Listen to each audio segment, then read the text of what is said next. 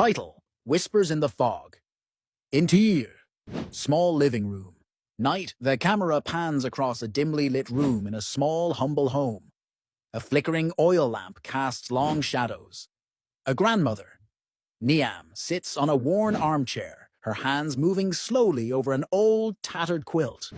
Her granddaughter, Mai, sits at her feet, clutching a small, frayed doll. Niam, soft, distant. When I was young, the spirits of our ancestors were always with us. They watched over us. But sometimes they take. Mai's eyes widen with fear, and she looks up at her grandmother. What do you mean, Grandma? Niam hesitates, eyes darkening, as if haunted by a memory. She glances toward the window, where a thick fog begins to roll in, blanketing the village in an eerie silence. Niam, there are things that live in the fog, Mai. Things you can't see, but they see you. They wait for the right moment. And when the fog is thick enough, they come. Mai, fearful. What do they want? Niam's hands tremble as she strokes the quilt. Niam, they want to take. They want to bring you back to the earth.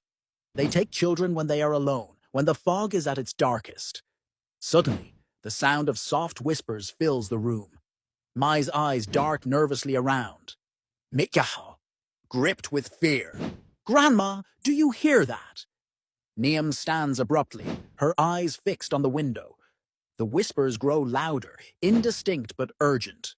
Niam, urgently. It's them. We must not listen to the whispers, Mai.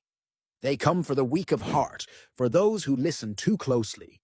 Niam grabs Mai by the arm, pulling her toward the back door. The fog is now thick outside, swirling in unnatural patterns. Mai, whimpering. What do we do, Grandma? Nai Ann, speaking quickly. We leave the house. We go to the hill where the ancestors are buried. Only there, in their presence, can we be safe. They run out into the night, the thick fog swallowing them. The whispers grow louder as they move through the village. Exterior, village, night. The fog thickens around them, the moon barely visible through the swirling mist.